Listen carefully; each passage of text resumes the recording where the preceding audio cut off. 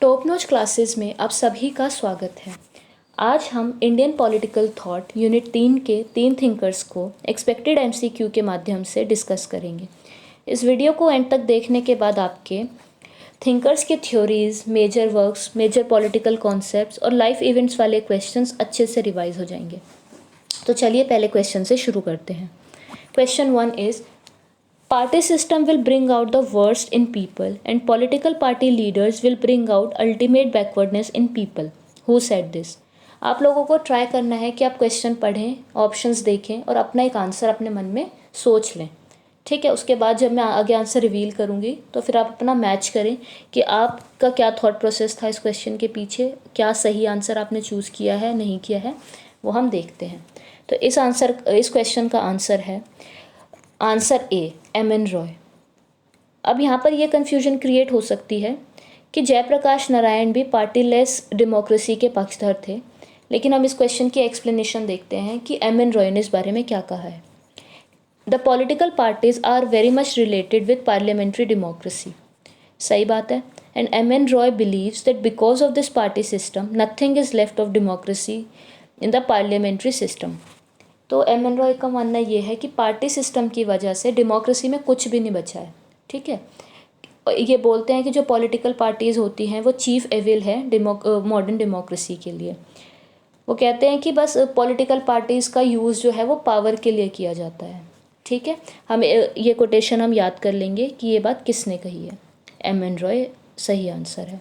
Question 2 is newspaper called Vanguard is related to whom. A, M N. Roy, B, Aurobindo, C, Periyar, D, Rabindranath Tagore. I hope आपने अपना answer सोच लिया होगा। चलिए आंसर हम देख लेते हैं। इस क्वेश्चन का आंसर है A, M N. Roy. M N. Roy started a journal called Vanguard in 1922। हमें ये तो पता है कि अब ये पता चल गया कि जो वेनगार्ड न्यूज़पेपर है वो एम.एन. रॉय ने स्टार्ट किया था। इसके साथ साथ हमें ये भी पता होना चाहिए कि कब स्टार्ट किया था, इन 1922। This journal was published by radical democratic party after 1940। सबसे पहले ये खुद एम.एन. रॉय ने शुरू किया था और 1940 में जब रेडिकल डेमोक्रेटिक पार्टी बन गई थी उसके बाद ये पार्टी के थ्रू पब्लिश होने लगा 1940 में। Third question is match the following. इसमें एक तरफ हमें थिंकर्स दिए गए हैं, दूसरी तरफ उनके कुछ फेमस स्लोगन्स दिए गए हैं। तो ए, गांधी का हम ढूंढे, हमें साफ दिख रहा है सेकंड ऑप्शन है डू और डाई, ये गांधी जी ने कहा है। ए का सेकंड अगर हम देखें तो हमको ये बी ऑप्शन में दिख ही गया है। ठीक है, चलिए इसकी हम एक्सप्लेनेशन देख लेते हैं। गांधी ने स्लोगन दिया डू और डाई। इकबाल का एक बहुत फेमस स्लोगन कह लें या फिर एक गीत है, सारे जहाँ से अच्छा हिंदोस्तां हमारा। सावरकर का है Hinduise all politics and militarise Hindudom. Jayaprakash Narayan की संपूर्ण क्रांति का नारा हम सब जानते हैं। क्वेश्चन 4 इज असर्शन रीजन का क्वेश्चन है, देखते हैं। Tilak organise the Deccan society. बिल्कुल ठीक बात है, तिलक ने ऑर्गेनाइज की थी डेक्कन सोसाइटी 3 लोगों के साथ मिलकर, वो हम बाद में देखते हैं कौन 3 थे। रीज़न है his goal to improve the quality of education for India's youth. तो इसका आंसर होगा both A and R individually true and R is the correct explanation of A. In 1884, Vishnu Shastri Chiplunkar, Lokmanya Bal Gangadhar Tilak and Gopal Ganesh Agarkar created the Deccan Education Society. Their goal was to give affordable and good quality of education to the youth. In 1884 के अंदर ये Deccan society बनाई गई थी इन तीनों के द्वारा। Next question is Which one is the correct order of M.N. Roy political philosophy? A. Marxism to radical humanism. B. Communism to liberalism. नहीं. Socialism to humanism. नहीं. Radical humanism to new humanism. ये दोनों तो एक ही चीज़ है। D option तो हम यहीं एलिमिनेट कर देते हैं। रेडिकल ह्यूमैनिज्म और न्यू ह्यूमैनिज्म एक ही चीज़ है। Next is socialism to humanism. Socialism के तो हमेशा अगेंस्ट है एम.एन. रॉय, तो ये ऑप्शन भी हम काट देंगे। Communism to liberalism, again liberalism के अगेंस्ट थे। कम्युनिज्म में बहुत टाइम तक देखा उन्होंने, फॉलो किया, लेकिन लिबरलिज्म के तो पूरी तरह अगेंस्ट थे। तो हम पे एक ऑप्शन बचता है, option A, Marxism to radical humanism. ये बहुत सही है यही ऑप्शन ठीक होगा। अब जो एम.एन. रॉय थे वो इंटरनेशनल लीडर थे मार्क्सिज्म के।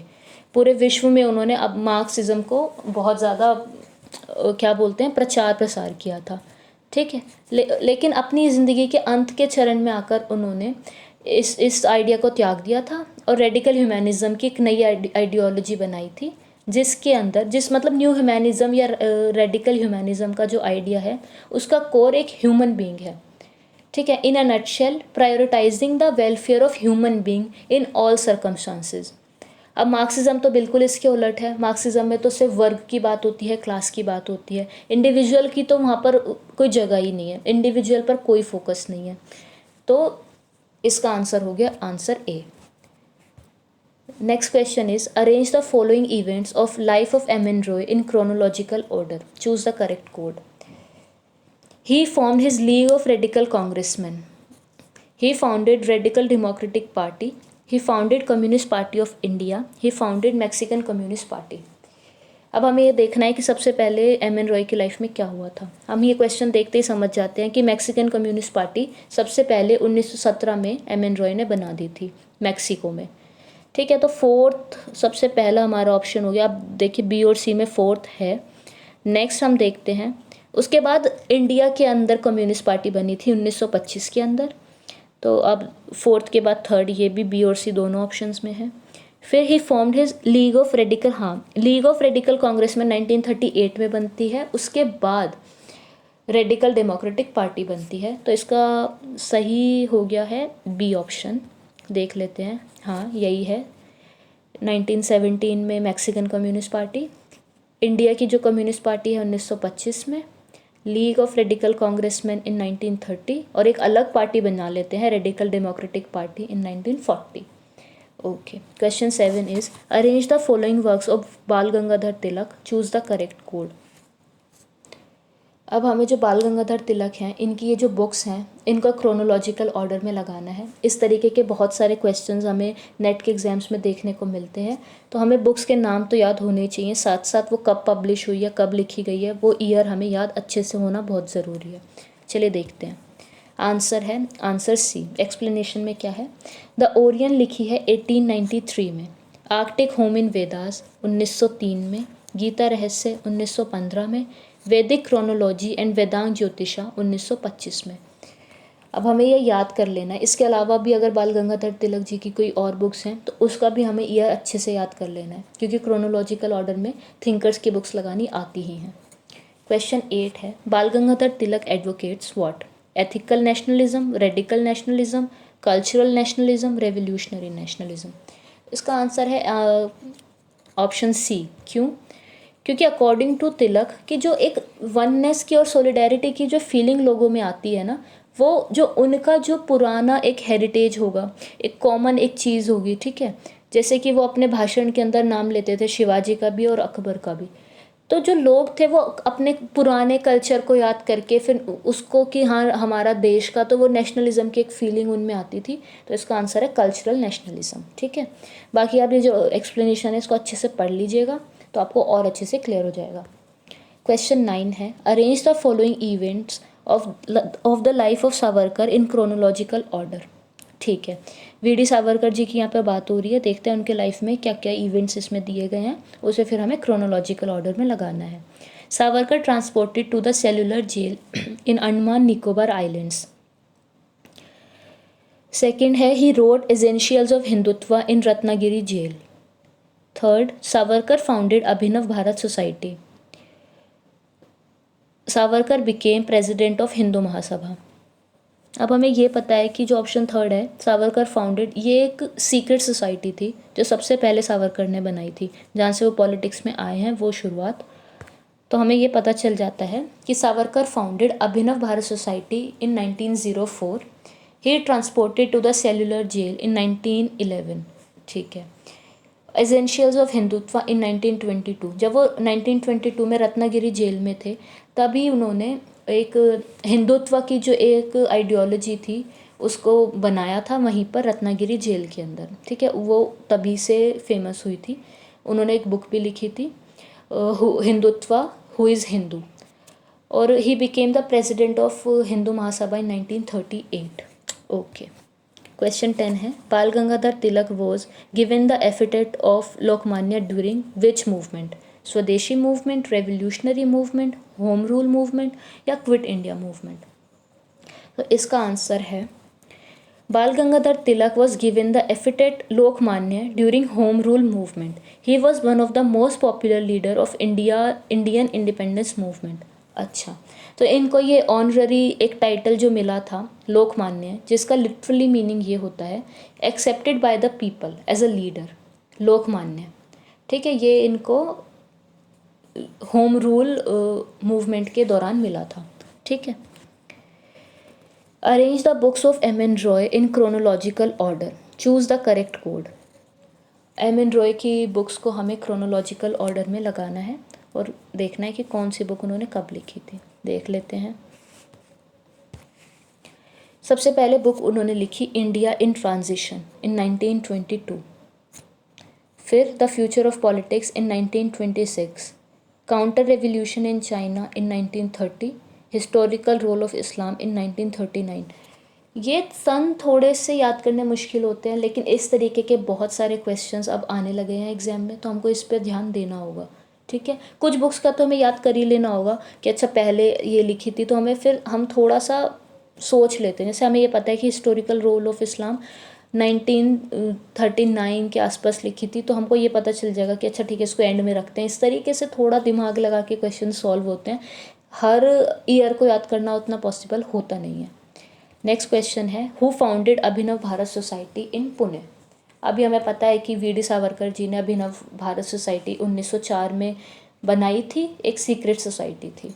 ठीक है, हाँ, दो लोगों ने मिलकर बनाई थी। ये दोनों भाई हैं, विनायक दामोदर सावरकर और गणेश दामोदर सावरकर। 1904 में अभिनव भारत सोसाइटी बनाई थी। Question 13, one who considered his vast stretch of land called Bharat from Sindhu as his fatherland and holy land is the one who will be termed and remembered as Hindu. Who said this? ये एक हिंदू की एक definition है, और ये definition किसने दी है? Option B, Savarkar ने, वी डी सावरकर ने। Savarkar regarded Hinduism as an ethnic, cultural and political identity. ठीक है, हिंदुइज्म के अंदर या फिर हिंदुत्व के अंदर जो सावरकर है, उन्होंने यहाँ पर रिलीजन का उन्होंने नाम लिया। उन्होंने बोला एथनिक, कल्चरल और political identity. Hindus, according to Savarkar, are those who considered India to be the land in which their ancestors lived, as well as the land in which their religion originated. कहने का मतलब ये है, जो ये है कि फादरलैंड भी हो, आपके पूर्वजों की भी ज़मीन है, और होली लैंड जहाँ पर आपका रिलीजन ग्रो किया है। जैसे कि हम बात करें सिखिज़म की, जैनिज़्म की, बुद्धिज़्म की और हिंदुइज़्म की भी, तो ये सब हिंदुत्व का पार्ट हैं। लेकिन क्रिश्चियंस और इस्लाम मतलब मुस्लिम्स, उन लोगों के लिए यहाँ पर अकॉर्डिंग टू सावरकर कोई जगह नहीं है, क्योंकि ये उनकी फादरलैंड नहीं है और ये उनकी होली लैंड भी नहीं है। फादरलैंड हो सकता है बहुत समय के बाद बन गई हो, लेकिन होली लैंड नहीं है। ठीक है, question 14, which of the following is true about Savarkar's Hindutva? Choose the correct answer. According to Savarkar, Hindutva rested on three pillars: geographical unity, racial feature and common culture. बिल्कुल ठीक है, सावरकर ने ये आइडिया तो दिया हिंदुत्व का। According to Savarkar, every person is Hindu who regarded this land as his fatherland as well as his holy land. ये भी ठीक है। Savarkar defined Hindutva as not only spiritual or religion history of Hindus but history of entire civilization. Okay. Hinduism is only a derivative, a fraction and part of Hindutva. Okay. तो इसका answer है all of these are correct, क्योंकि यही पूरी एक definition we D Savarkar ने हिंदुत्व की दी है। ठीक है, हाँ, एक्सप्लेनेशन आप देख लीजिएगा, वही सारी चीज़ें हैं। फादरलैंड होनी चाहिए, होली लैंड होनी चाहिए। ठीक है, वही सब चीज़ें हैं। Who said Nazism proved undeniably the savior of Germany? ये किसने कहा है? कौन है जो नाजिज्म का को ठीक प्रूव कर रहे हैं? A Savarkar, B Gandhi, C Nehru, D Deendayal Upadhyay. तो इस क्वेश्चन का आंसर है A Savarkar. Savarkar has praise the growth of Italy and Germany during the fascist and Nazi rule. हाँ, तो सावरकर ने इस बहुत तारीफ़ की जो ग्रोथ हो रही थी जर्मनी में फासिज्म और नासिज्म की, ठीक है। He believe that specific point of in their history, Nazism और फासिज्म जो थे वो बहुत अच्छी एक बहुत एक अच्छी चीज़ उन्होंने मानी, क्योंकि उन्होंने देखा कि जो जर्मनी के अंदर जो मेजॉरिटी थी जर्मन्स, ठीक है, और जो ज्यूइश थे माइनॉरिटी, उनको उन्होंने इस तरीके से देखा कि जो मेजॉरिटी यहाँ पर इंडिया में हिंदू हैं और माइनॉरिटी मुस्लिम्स हैं, तो जो माइनॉरिटी के साथ हिटलर ने किया वो सब करेक्ट था, उनका अपना कल्चर बचाने के लिए, उनकी लैंड बचाने के लिए, ऐसा वी.डी. सावरकर का मानना है, ठीक है। Question 16 is which of the following is not a part of M N. Roy's new humanism, ठीक है। Option A, he believe that the crisis of modern civilisation is due to lack of integrated view of nature. ये humanism का part है, बिल्कुल सही है। According to him man must be taken as moral entity and not a merely a biological one. हाँ, यहाँ पर इन्होंने वही बात की है कि बायोलॉजिकली एक ह्यूमन को नहीं देखना चाहिए, जैसे कि मार्क्सिज्म में हम देखते हैं कि सिर्फ क्लास की बात हो रही है, एक इंडिविजुअल की कोई वहाँ पर उस पर ध्यान ही नहीं दिया गया है, ठीक है। नेक्स्ट ऑप्शन है, Roy believe that socialism and communism can solve the problem of Mankind. ये ऑप्शन ठीक नहीं लग रहा है, क्योंकि कम्युनिज्म को उन्होंने छोड़ा था, उसके बाद ही न्यू ह्यूमैनिज्म की ये थ्योरी जो है हमारे सामने आई थी, और सोशलिज्म के तो हमेशा से ही अगेंस्ट है एम.एन. रॉय, तो ये ऑप्शन यहाँ गलत है। फोर्थ है, he stressed that neither capitalism not parliamentary system can solve the problem of mankind. हाँ, ये बात भी उन्होंने कही है, तो इसका जो है जो कि पार्ट नहीं है ह्यूमैनिज्म का, वो हो जाएगा ऑप्शन सी, ठीक है। उन्होंने तो सोशलिज्म और कम्युनिज्म के आइडिया को क्रिटिसाइज़ किया है, ठीक है। Okay, reason, romanticism and revolution is related to Jayaprakash Narayan, M N. Roy, Aurobindo और गांधी। ये जो एक बुक है, ये एम.एन. रॉय की बुक है, जिसमें उन्होंने जो न्यू ह्यूमैनिज्म का जो उनकी नई आइडियोलॉजी थी उसके बारे में बात की है एम.एन. रॉय ने।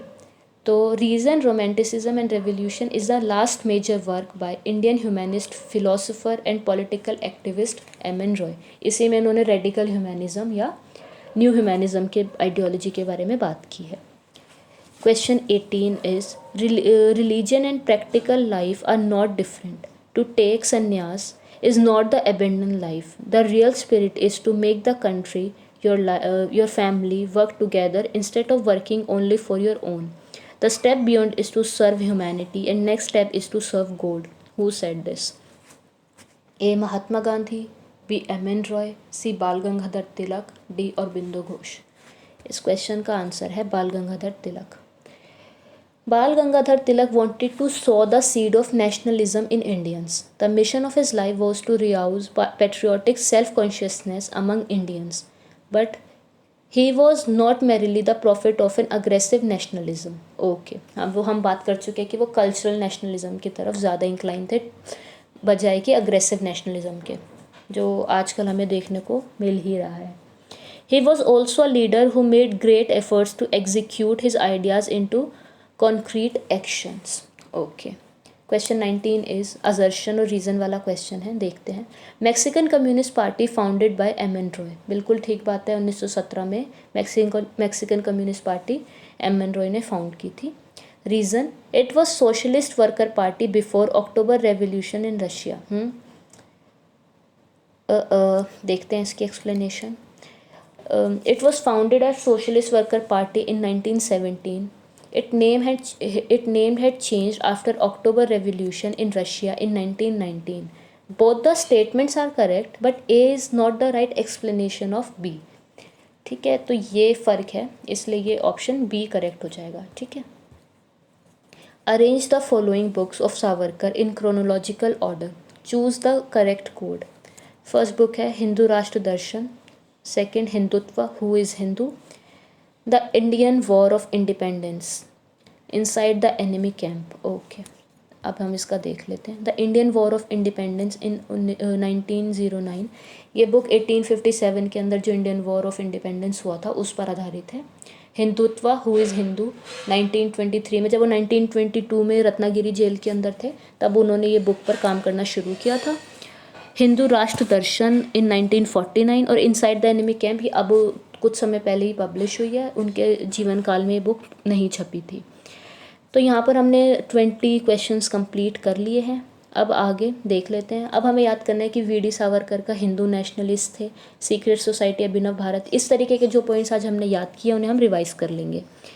एम एन रॉय का जर्नल वेनगार्ड, वीकली इंडिपेंडेंट, हाँ इनकी एक वीकली भी है इंडिपेंडेंट इंडिया, इस पर मेरे ख्याल से क्वेश्चन आ भी चुका है। वर्क इंडिया इन ट्रांजिशन, एक न्यू ह्यूमैनिज्म जो हमने पूरा समझा आज की क्या था। बाल गंगाधर तिलक की वीकली में मराठा है, केसरी है।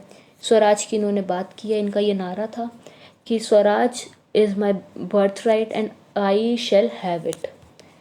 अगर अभी भी आपको कोई कन्फ्यूजन है इन तीनों थिंकर्स के बारे में, कुछ भी प्रॉब्लम है तो वी कैन हेल्प यू। ठीक है, आप लोग कमेंट्स में हमें बता सकते हैं कि क्या कन्फ्यूजन है। मैं पूरी कोशिश करूँगी कि मैं आप लोगों की मदद कर सकूँ। Please subscribe to this channel और प्लीज़ वीडियो को लाइक करिए, चैनल को सब्सक्राइब करिए, वीडियो को शेयर भी करिए। ठीक है, थैंक्स फॉर चूजिंग अस।